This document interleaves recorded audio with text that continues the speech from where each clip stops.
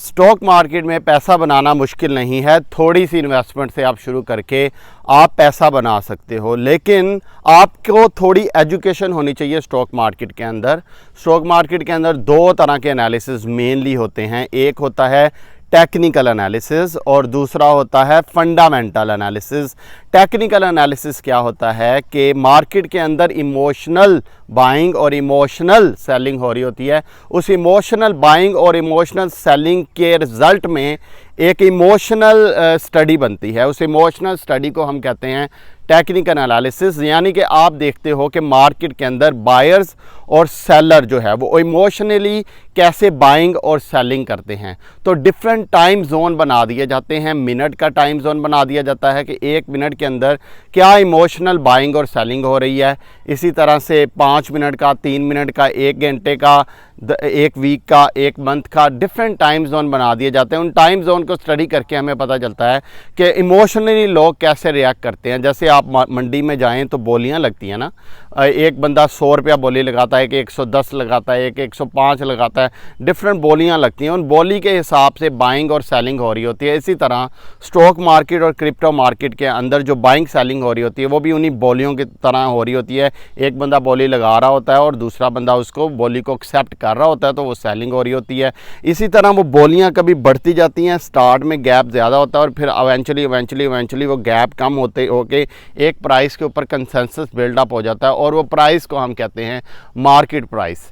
अब ये जो बोलियां लग रही होती हैं इसके अंदर लोगों को फ़ायदे भी हो रहे होते हैं और लोगों को नुकसान भी हो रहे होते हैं। उन फ़ायदों और नुकसान की बेस के ऊपर लोगों की मेमोरीज़ बनती हैं। यानी मिसाल के तौर पे अगर आपका ETH कॉइन एक बंदे ने 1800 रुपये पे बाई किया और उस बंदे ने उस कॉइन को सेल कर दिया 1700 पे। अब वो बंदे की एक मेमोरी, बाइंग मेमोरी बन गई है और एक सेलिंग मेमोरी बन गई है। जब भी बंदे, जो मार्केट है ये जो क्रिप्टो मार्केट या ये स्टॉक मार्केट, ये दर्द की मार्केट है, पेन की मार्केट है। इसके अंदर हर बंदा पेन फील करता है। जिस बंदे ने थोड़े प्राइस पे सेल कर दिया वो भी पेन फील करता है, जिसने ज़्यादा पे सेल कर दिया वो भी पेन फील करता है। वो पेन इसलिए फील करता है कि वो पीक पे नहीं जा पाया। हर बंदे का गोल स्टॉक मार्केट में होता है कि वो पीक पे जाके सेल कर दे और लो पे जाके बाय कर दे।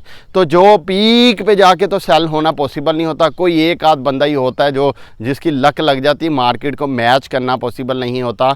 लेकिन जब वो बंदा पीक से थोड़ा सा ऊपर बाय कर लेता है तो वो भी पेन में ही होता है कि उसने बिल्कुल बॉटम बाय क्यों नहीं की। और जो बंदा जो टॉप की जो पीक है, हाईएस्ट प्राइस है, उससे नीचे बाय कर सेल कर देता है, वो भी पेन में ही होता है कि उसने बिल्कुल टॉप को जाके मैच नहीं किया। तो ये जो पेन और दर्द जो क्रिएट होता है ना बाइंग सेलिंग प्रोसेस में, वो मेमोरीज बिल्ड करता है बायर और सेलर के दरमियान। और वो जो मेमोरीज बिल्ड होती हैं वो क्या क्रिएट करती हैं, सपोर्ट और रेजिस्टेंस क्रिएट करती हैं। सपोर्ट क्या है कि बेस प्राइस, लोएस्ट प्राइस ये कहाँ तक जा सकता है, वो एक प्राइस की मेमोरी क्रिएट हो जाती बायर्स के नज़र के अंदर। इसी तरह जो हाईएस्ट जो प्राइस होती है जिस पे जाके उसने लास्ट टाइम सेल किया था, वहाँ पे एक रेजिस्टेंस क्रिएट हो जाती है, यानी कि एक मेमोरी उधर भी आपकी क्रिएट हो जाती है। ये जो मेमोरीज क्रिएट होती हैं ये सपोर्ट और रेजिस्टेंस क्रिएट करती हैं, जिसकी बेस पे ये जब बहुत सारे लोगों की मेमोरी एक लेवल पे आके रुकी हो और बहुत सारे लोगों ने एक लेवल पे आकर रेजिस्टेंस क्रिएट हो,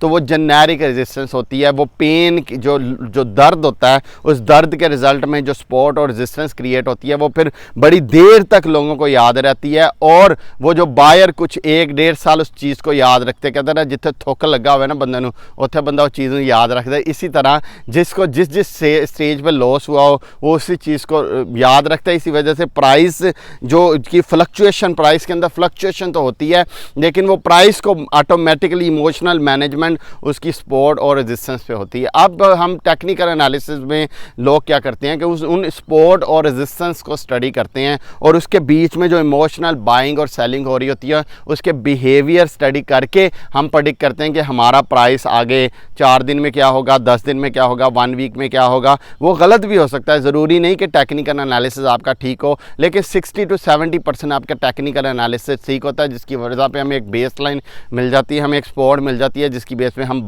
डिसाइड करते हैं कि हमें कब बाय करना चाहिए और कब सेल करना चाहिए। ये तो है टेक्निकल एनालिसिस, जो कि आपके इमोशनल बिहेवियर स्टडी है, जिसकी बेस पे आप अपनी बाइंग और सेलिंग डिसीजन ले रहे होते हो। दूसरा होता है फंडामेंटल एनालिसिस। आप जब भी किसी जगह पे इन्वेस्ट करते हो, स्टॉक के अंदर या फिर क्रिप्टो के अंदर, आप उसकी फंडामेंटल स्टडी करते हो। फंडामेंटल स्टडी क्या है? मिसाल के तौर पे एक बंदा है, आप उसे कहते हो यार ये बंदा अच्छा है, ये पढ़ा लिखा बंदा है, इसने MBA किया हुआ है, अदनान साहब ने CA किया हुआ है, यार बात ठीक ही बताएगा, मेरी बात समझ नहीं, या यार मुंडा समझदार है, पैसे ज़्यादा ही कमाएगा क्योंकि मेहनत अच्छी गल्लां करता है, अच्छी एजुकेशन है इसकी, अच्छा इसका स्ट्रक्चर है, अच्छी यूनिवर्सिटी में पढ़ा हुआ है, यार ये बंदा जो है ये अच्छे पैसे कमाएगा। तो इसका मतलब है कि फंडामेंटल स्ट्रॉन्ग है, आप इसनू अपनी कुड़ी दे सकते हो, मेरी गल समझ गए। लेकिन अगर एक और बंदा है जो पढ़ा लिखा भी नहीं है, अनपढ़ है, बोंगियाँ मारिया, सारा दिन बैठ के गप्पा मारिया, उन्होंने तुसी कुड़ी नहीं दोगे क्योंकि उसके फंडामेंटल ख़राब है, उसका करैक्टर ख़राब है, वो आपको पता है उसके जो फंडामेंटल बेसिस है उसके अंदर फ्लो है, तो आपको पता है इन्हें कुड़ी नहीं देनी है, बिल्कुल कुड़ी ਨੂੰ जलील करेगा साड़ी। इसी तरह कुड़ी की तरह आप इन्वेस्टमेंट करते हो क्योंकि आपकी हार्ड एंड मनी होती है। आप जिस कंपनी में अगर इन्वेस्ट करते हो, स्टॉक मार्केट की अगर हम बात कर लें और क्रिप्टो की हम बात कर लें, तो हम देखते हैं कि यार इसका पीछे बैकग्राउंड क्या है, इसके पीछे टीम कौन सी है, क्या वो टीम ने पहले परफॉर्म किया है या नहीं किया, कोई और प्रोजेक्ट्स पे काम किया है या नहीं किया, एक्सपीरियंस है या नहीं है। नंबर 2, क्या एजुकेशन लिया, क्या आर्ट्स में पढ़ा हुआ है या साइंस में पढ़ा हुआ है, क्या इसने सिंपल मास्टर्स किया हुआ है या PhD की हुई है, क्या इसके अंदर ये ग्रोथ होगी या नहीं होगी। इसी तरह कंपनी की अगर हम बात कर लें, अगर इसी मिसाल को कंपनी में रिलेट कर लें, तो हम देखते हैं कि यार ये कंपनी की प्रॉफिट एंड लॉस क्या है, पिछले 10 सालों में कौन सा तीर मारा, क्या हर साल कंसिस्टेंट प्रॉफिट आया है इस कंपनी का, क्या हर साल इसने अपना डिविडेंड पे किया है या नहीं किया इस कंपनी ने, क्या हर साल इस कंपनी की सेल स्टेबल रही है या उसके अंदर फ्लक्चुएट आई है, क्या सेल के अंदर रेगुलर ग्रोथ हो रही है या उधर ही रुकी हुई है, क्या इस कंपनी के प्रॉफिट जो हैं उनके अंदर रेगुलर ग्रोथ हो रही है या उधर ही रुकी है। इन चीज़ों को हम एनालाइज कर लेते हैं। यानी कि जिस तरह मैं पहले मिसाल दी थी तुहानू कि अदनान साहब उसकी फंडामेंटल क्या है, एजुकेशन क्या है, पीछे क्या तीर मारा है,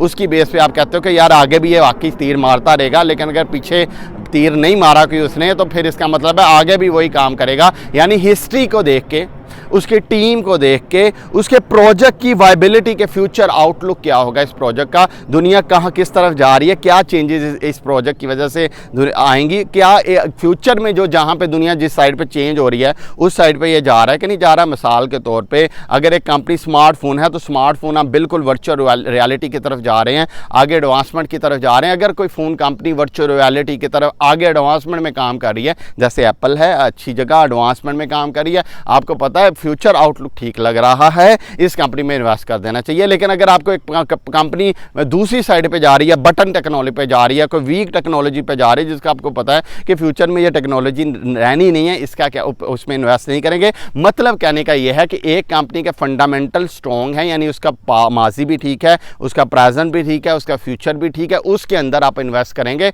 और एक कंपनी जिसके फंडामेंटल आपके ठीक नहीं है, जिसका शॉर्ट आपको लग रहा है अभी फिलहाल तो चल रही है, फ्यूचर में नहीं चलेगी, या माजी में इसने कोई तीर नहीं मारा, इसका मतलब है उसके फंडामेंटल ख़राब हैं, अब उस कंपनी के अंदर इन्वेस्टमेंट नहीं करोगे। तो ये 2 डिसीजन आपने लेने होते हैं कहीं भी इन्वेस्ट करते, क्रिप्टो के अंदर इन्वेस्ट करते हुए भी, स्टॉक मार्केट के अंदर इन्वेस्ट करते हुए भी, डेफिनेटली अगर किसी प्रॉपर्टी में इन्वेस्ट करना तो उसके अंदर भी ये बेसिक फाउंडेशनल रूल जो होते हैं ये हमेशा सेम ही रहते हैं कि दोनों चीज़ों को स्टडी करते हैं। अब आपको एक बात समझाने की कोशिश करता हूँ, जो टेक्निकल एनालिसिस होता है, मैंने आपको बताया कि मेमोरीज बनी होती हैं, वो मेमोरी लॉस पेन की मेमोरीज होती हैं जो सपोर्ट और लोएस्ट प्राइस और रेजिस्टेंस यानी हाईएस्ट प्राइस एक क्रिएट करती हैं एक स्पेसिफिक पीरियड के अंदर, और फिर जब वो चेंज होती है फिर न्यू सपोर्ट और न्यू रेजिस्टेंस हर दफ़ा क्रिएट होती है। और ये टेक्निकल एनालिसिस जो होता है ये शॉर्ट टर्म होता है, यानी कि हो सकता है कि एक कॉइन या एक कंपनी शॉर्ट टर्म लोगों की नज़र में आई हुई है, लोग उस पर बैटिंग कर रहे हैं, स्पेकुलेशन करी जा रहे हैं,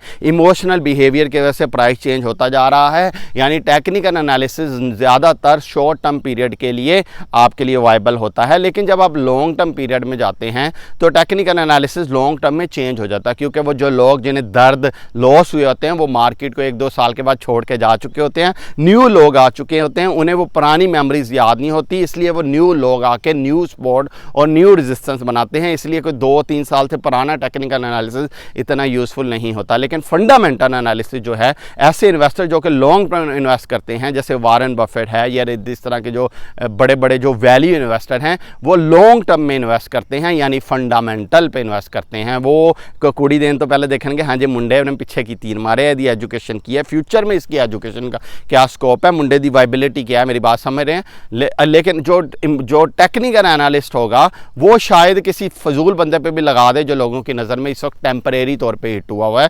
तो जो लॉन्ग टर्म इन्वेस्टर है वो हमेशा फंडामेंटल पे इन्वेस्ट करते हैं, जो शॉर्ट टर्म इन्वेस्टर हैं वो वैसे टेक्निकल एनालिसिस की बेस पे इन्वेस्ट करते हैं। लेकिन जो वाइस इन्वेस्टर हैं वो दोनों को देख के राइट टाइम पे बेट लगाता है, यानी टेक्निकल एनालिसिस से वो लोएस्ट जो प्राइस है उस पर बाय करता है और फिर उसको लॉन्ग टर्म होल्ड करता है। और क्योंकि उसे पता होता है कि मेरा जो प्रोजेक्ट है इसको अगर स्टॉक मार्केट बंद भी हो जाए, इस कंपनी में 10 साल के लिए बंद भी हो जाए, तब भी मैं इस बिज़नेस का शेयर लेके अपने पास रख लूँगा। यानी क्रिप्टो मार्केट बंद भी हो जाए तब भी मुझे पता है ये कॉइन अगले 10 साल में वाकई काम करेगा। उसको जो इमोशनल इन्वेस्टर उसे लॉन्ग टर्म, उस शॉर्ट टर्म में लॉस भी हो सकता है, प्रॉफिट भी हो सकता है। Long term investor fundamental right है तो नॉर्मली वो प्रॉफिट में जाता है। अपना बहुत सा ख्याल रखें।